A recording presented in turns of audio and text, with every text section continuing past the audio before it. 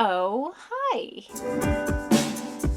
This week we're overhauling this plaid dress I'm wearing. I have to say, this has been one of my favorites since I got it, but it is starting to come apart because it was very poorly made because fast fashion. Also, I hate both sleeves that go past my elbows, but especially when their intent is to be full length. I mean, I can't imagine these were actually supposed to go to the wrist, but what is this? I don't have like full range of motion with my arms with these sleeves. I can't. As well as this collar.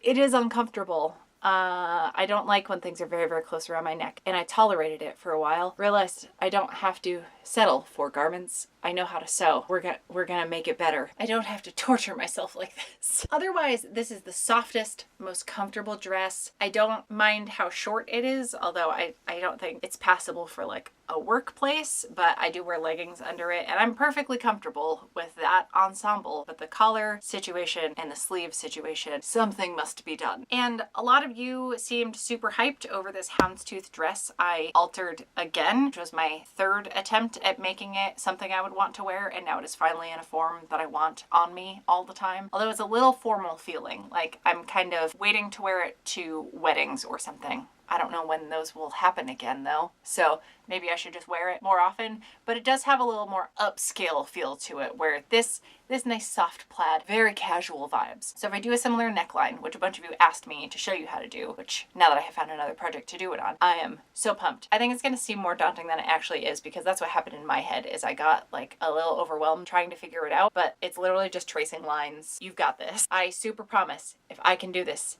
you can do this. Okay, so your first step is to chalk out your new neckline. Keep in mind what bra you might want to wear under this. You need some seam allowance, and also mark the back somewhere. That again, I like to keep things just above my bra line, but I don't really care how low cut they are back there. Do I just take the sleeves off now? Fuck, I don't know. I'm undecided if I'm going to cut them off completely or just make them real short. If I cut them off, it would be nice to use this fabric as the facing, but picturing this with like real short sleeves, yeah, I think I'm gonna have to go short sleeves on this. I think maybe somewhere around here, if that comes around. There's still some length of sleeve past the armpit. I hate when there are sleeves, but it like cuts off before you get to the armpit. Okay, here's my chalked out area on the front. I started, but well, glad I double checked this part first. I did not button them evenly. So let's try that one more time. Oh, that would have been such a bummer. I mean, obviously you don't need to do this with a button up. You can do this on most tops. I'm gonna take care to lay the collar flat, make sure sleeves are out of the way, placket centered like that. I'm especially making a point to line up the shoulder seams. You can pin this stuff too. That may be helpful, meaning I should probably do that. So I'm gonna do the front first, and then we'll tackle the back. All right, also worth considering where the buttons are. I think I'll cut a little bit further down, because there's a button here and there's a button here, and I do not want it so much higher above that one. You know, if I need to, I can put a snap above it just to keep that closed.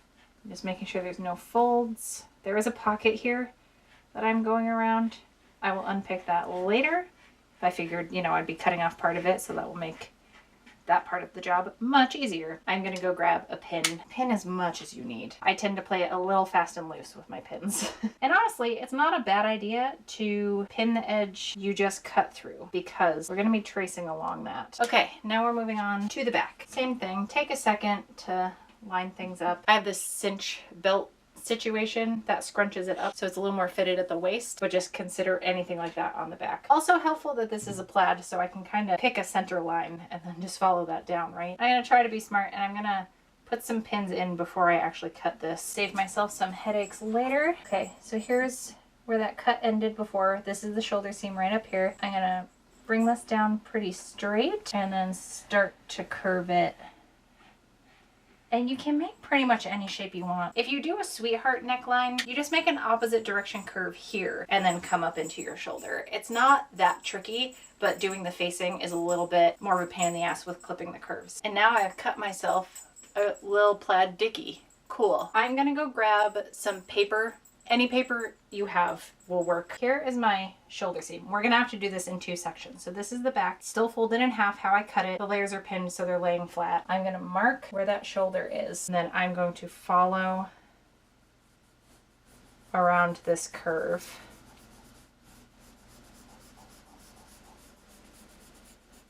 So like I said, we're just tracing. And then I'm also gonna mark a line and write fold.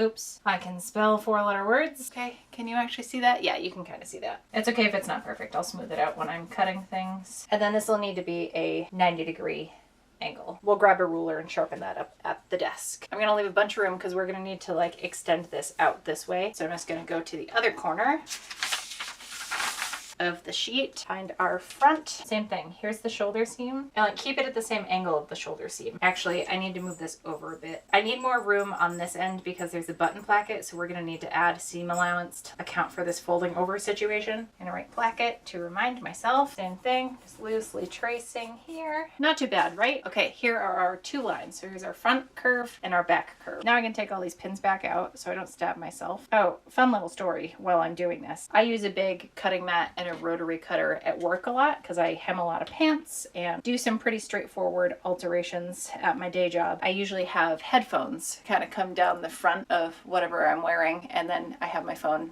in my pocket at my side. The cord, much like is happening here, was like draped onto the table just on the edge, and I sliced right through. Also because I use a right-handed rotary cutter there. So yeah, I sliced through it. Not all the way. It still kind of sort of works, but I have a dumb Android Pixel 3 or something. And I mean, the camera's great. I don't know enough about phones to give you an actual opinion on this, but I do hate that the headphone jack is such a separate entity that I can't just use my regular ass headphones with it. Okay, so last thing before we head back to the sewing desk is cutting these sleeves down. Now, like I said, plaid makes it real easy. So I'm gonna cut along this line, keep it nice and straight. I probably should have cut that one layer at a time. Yeah, so that didn't happen. Oh well, it is what it is. I'm only gonna see it from the front, so that's really all that matters. I'm gonna do the same to the other, and then I'll meet you back over at the regular desk. Have you heard about this fancy new art brand? I think they're like pretty new on the scene. Okay, so progress. Everything making sense so far?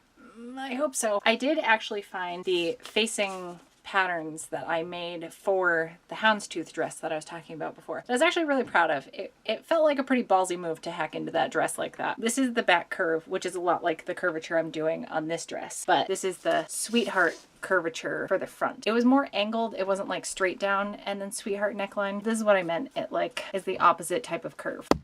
Okay, so you know how we laid the dress down and then traced along this edge? We are adding all of the marks to this on this side where the dress was, because this is going to be hidden inside the dress, if that's making sense. So we're kind of making like a duplicate neckline. So we just need to go over about 1.5 inches, and I'm just going to make a bunch of notches. So the back piece is on the fold. We don't need to add seam allowance here. We do need to add about 1/2 inch to the shoulder because we're going to attach the back and front together. I'm just making sure this extension is at a 90-degree angle. And now I'm just going to like loosely connect all these lines.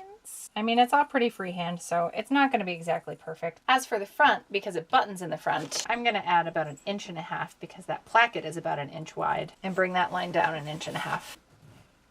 It's just a lot of tracing and then adding a little bit of length, but you don't even have to get too into the numbers, really. I think I'll just keep a lot of extra up there because I'm not actually sure what that shoulder should look like. Okay, now I'm going to take paper cutting scissors and just cut out these patterns. Also, since I'm going to be cutting all this out, I'm going to relabel everything like on the inside of the actual pattern piece so that I don't misplace anything. Back, cut on folds, shoulder. Great. Ooh, no, we don't cut paper with the fabric shears. Okay, so I was getting a little tripped up about the angle of the shoulder bit because the back piece that's on the fold, like I just cut it straighter. So easing this into this seam allowance was very straightforward. But because this one was on an angle, I wasn't sure how to cut it. These seams need to attach to each other, meaning like if they're laying against each other, I just need to keep in mind it does have to go up this way. So like I cut it at the wrong angle is what I'm saying. I should have followed these straighter lines. The ones that are at a 90-degree angle to that shoulder line I marked originally off of the shirt. I don't know if that's making any sense, but the seam allowance needs to be at like a hard right angle. Now I think I will have enough out of the sleeve cutoffs to cut the facings. We're gonna have to reinforce this though, right? Because we're losing a lot of the structure that was happening there. And this is very soft, like floppy material. I definitely want to interface this so that it will like hold its shape really well. And because this is very floppy, and I don't have a second chance with this, I don't have any backup material, I'm going to interface this fabric first and then cut everything out together.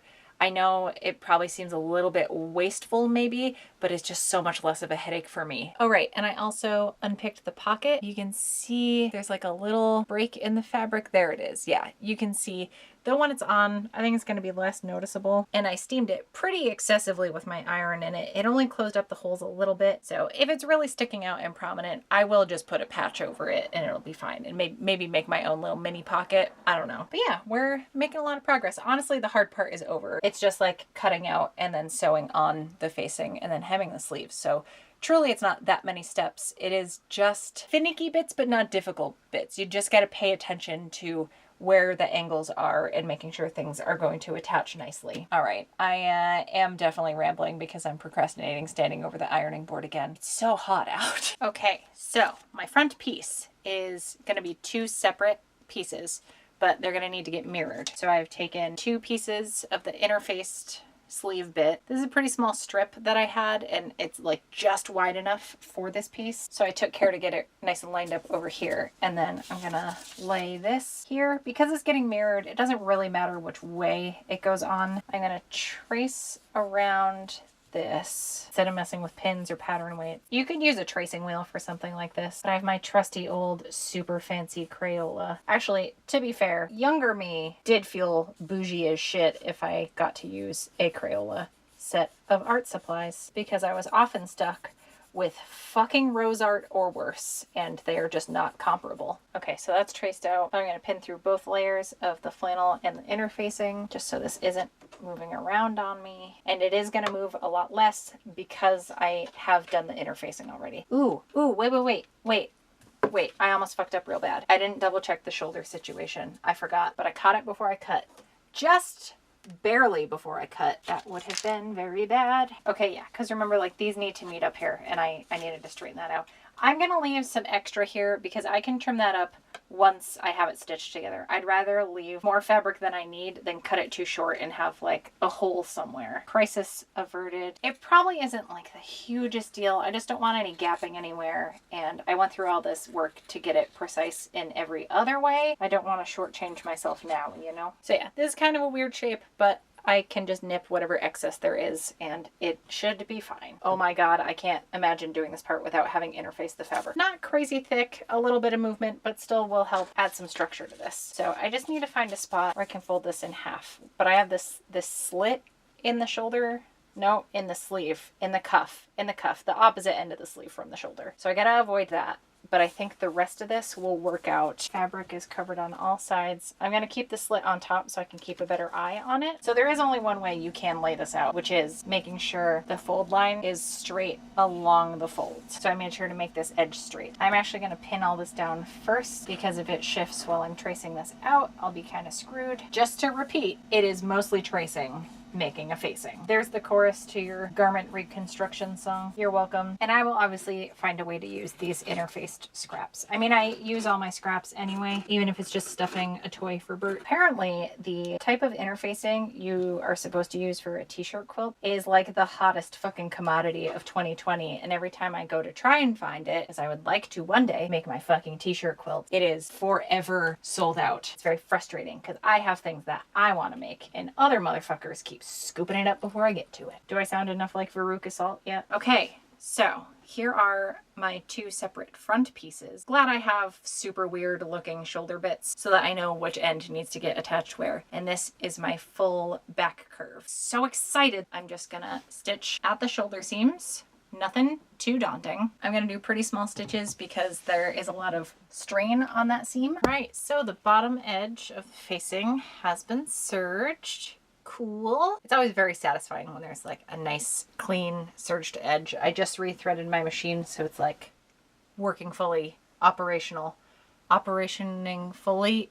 I did just stop and have some lunch because I'm very notorious for forgetting to eat when I am hammering out a project that I'm really excited about. Apparently that made my brain break a little bit. So now for attaching the facing. I have my dress right side out. I'm going to take the facing right side down, so right sides are together, and I'm going to line up these shoulder seams. And I don't often pin much, but I am going to pin a lot for this. Oh, you know what would have been smart? Actually, yeah, I'm going to do that. I'm going to do that before I touch anything else. I should have done that as soon as I cut this. There's a thing called stay stitching. No, yes, stay stitching is where you just do a loose, basically basting stitch along curves like this, and it just keeps the curves from distorting, right? So like nothing gets pulled because, you know, you get the bias involved when you cut on a curve, and I just don't want anything going out of whack while I'm futzing around with putting this in. So along that whole neckline we cut, I'm going to do basically a basting stitch, but I will tack it at each end just because it's going to get hidden anyway. I'll do it pretty close to the edge though. Say I'm doing a 1/2 inch seam allowance for all of this. I will do that at about 1/4 inch just so it's hidden out of the way. Okay, if you can even see that, yeah, there's just a line of stitching, just big stitches around the whole curved edge just to save myself from having a headache later if something gets out of sorts. This is the kind of shit that I used to always skip, but I genuinely find it helpful to do those kinds of extra steps, even though it adds more time. So I'm not pulling my fucking hair out by the end of this project because something like stretched out too much. I will not lose garment reconstruction chicken. Okay, I do need to decide how I'm going to finish this edge here. Have it come over like that, and then I flip the whole thing out. Here's the end here. This is the front placket.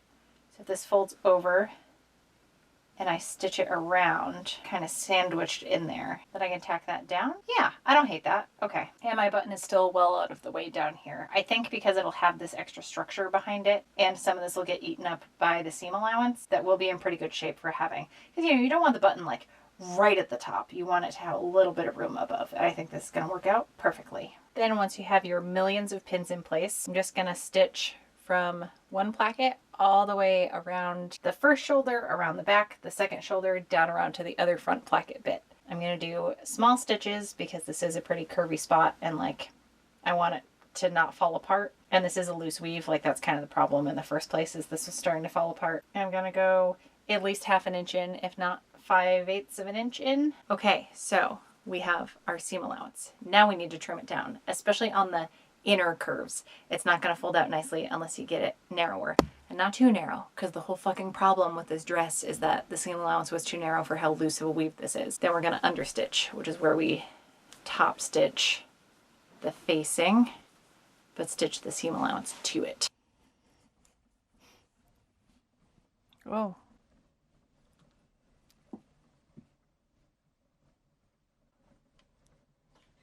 Cool.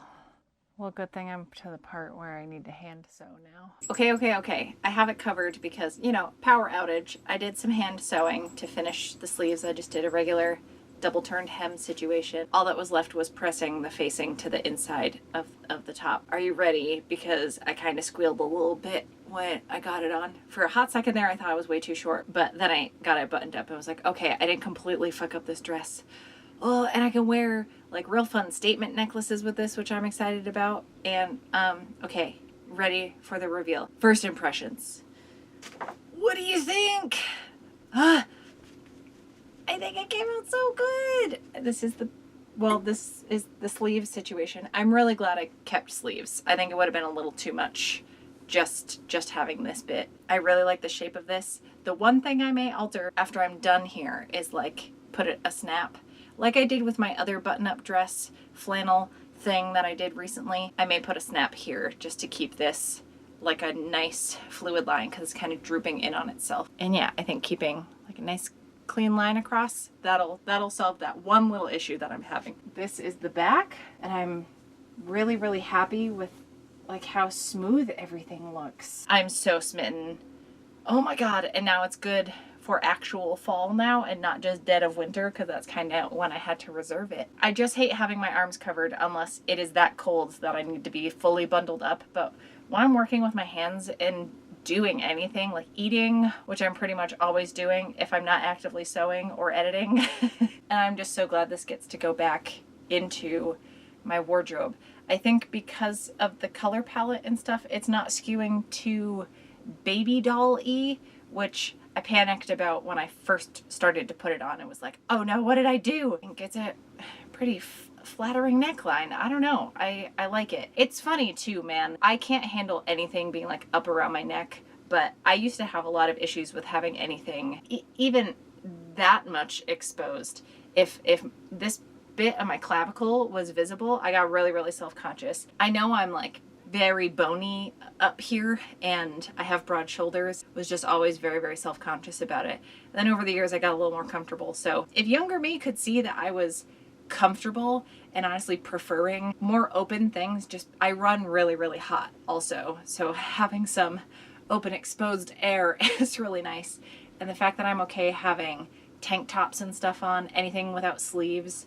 I used to hate, not my arms, but just as soon as we got into shoulder territory, I just hated it. That is also part of why I like, you can't see any of it, but my shoulder tattoo, well, you can see this bit. This here was a huge factor in me being less self-conscious about this part showing. Like the tattoo wraps around, and that is the joy of body art, right? And art in general. The power you get to take back when you even do the minorest of tweaks, like a sleeve being too short. I don't need to not wear that shirt. I just need to make it look intentionally shorter. Easy fixes like that make such a huge impact on me and my self-confidence. So my goodness, I got very, very preachy there. So I'm gonna step it back a little bit and hype up you lot, because the reason I get to work on my skills and just test different things out and really, really learn is because of everyone over on my Patreon, everyone that's ever been over on my Patreon, even if you've just like shared the link to my Patreon, that has all made such a huge difference. Also, you know, you watching my videos and not skipping the ads and buying stuff from my Etsy shop and buying me a coffee, all of these things make me able to do this dang thing. Patreon is easily my most stable form of income at this point. I do have a part-time day job that I go do sewing stuff at, but while I'm there, the whole time I'm thinking about what I get to do once I'm in my own space again. That is such an incredible gift, and I can't thank you all enough. It will never not be bonkers to me that there are so many of you, not just supporting me over there, but just generally so many of you hanging out. I very much appreciate the company because y'all are so great. I am the luckiest bean. As for being very lucky, I felt incredibly privileged to be able to listen in on a conversation that happened over on Not Your Mama's History. And that entire channel is actually my Black creator recommendation for this week. Her name is Cheyney. She's a historical costumer and has gifted the world with such incredible insight into things and really, really educating me, and I'm sure many other people, about things you thought were historically accurate as you were taught in school and such. Stuff I embarrassingly wouldn't have even thought to question before. I'm so thankful for that. But she posted this video last week, which I'll link with everything else in the description, but it was talking with one of her best friends, Abby Cox, who's another historical fashion person, and she gets Abby to not only address the fact that she had a plantation wedding. It's not something I had ever considered. You know, I'm a New England gal. I've always lived in the Northeast, so this may be naive of me, but I don't know of any plantations around here. I'm sure something of that ilk does exist around here, because it's not like we were completely innocent as far as slavery goes up here. But that is like a wedding destination location had never occurred to me. That's why getting to listen in on this conversation and see how much they trusted each other, and they could both be honest with their questions and their explanations for things, but also taking accountability and just being very heartfelt about the whole thing, and being able to see where each other was coming from fully, and then what to do about it now that you know. Anyways, if you're looking for a really insightful video to watch, I would recommend that, and then checking out Cheyney's channel as a whole. She also talks about like plus size historical fashion. Okay, I think that about does it for me. I am in leggings because I'm about to go outside to get those fun glamour shots that you were just watching. I think it is supposed to start storming again soon. It's the next morning, if I didn't mention that. So I gotta skedaddle before the rain comes in. But in the meantime, as I said, I will link to Cheyney's video as well as her channel in the description, and then I'll link to all of my crap down there if you're interested in checking stuff out. I will also be back here next Friday with another video. I don't know why the finger pointing is happening. I feel like an early aughts VJ on MTV presenting the newest top 20 countdown. I don't know why any of you tolerate my bullshit, but thank you so much for hanging out. Does that sound good? Future me? Cool. Thanks.